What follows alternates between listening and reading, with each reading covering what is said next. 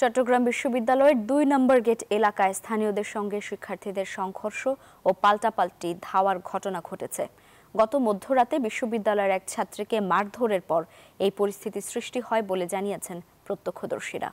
সংঘর্ষে আহত প্রায় অর্ধশত শিক্ষার্থী।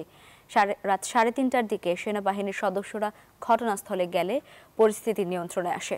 প্রত্যক্ষদর্শীরা জানান, ওই ছাত্রী বিশ্ববিদ্যালয়ের ২ নম্বর গেটের কাছে একটি ভবনে ভাড়া থাকেন।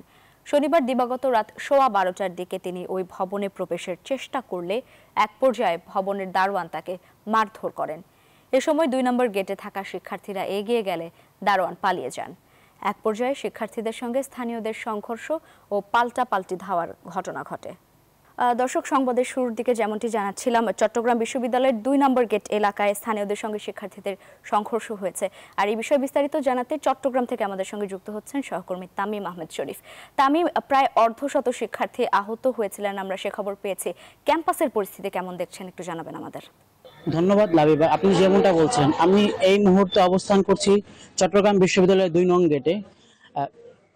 গতকাল রাত ১২টার দিকে শিক্ষার্থীদের ছাত্রী শিক্ষার্থীকে বিশ্ববিদ্যালয়ের যে ২ নং গেট আছে সেখানে তার বাসায় ঢোকাকে কেন্দ্র করে দারোয়ানের সাথে সেই শিক্ষার্থীর একটা হাতাহাতি অবস্থা হয়। সেই প্রেক্ষিতে বিশ্ববিদ্যালয়ে সামাজিক যোগাযোগ মাধ্যমে বিষয়টা ছড়িয়ে পড়লে শিক্ষার্থীরা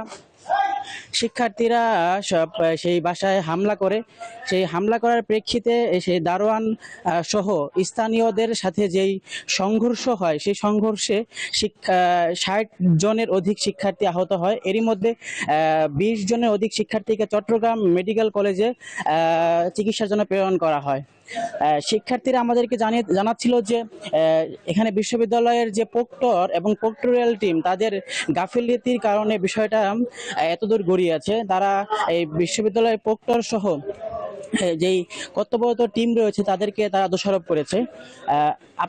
আপনাকে আরো জানিয়ে রাখতে চাই যে এই ঘটনার প্রেক্ষিতে আজকে সকল ধরনের পরীক্ষা এবং ক্লাস বর্জন করেছে শিক্ষার্থীরা, এবং তারা বলছেন যে তাদের এই সমস্যার সমাধান না হলে, এই স্থানীয় দেশের সমস্যার সমাধান না হলে তারা ক্লাসে ফিরবে না। এই ছিল চট্টগ্রাম বিশ্ববিদ্যালয়। তামিম, ধন্যবাদ আপনাকে।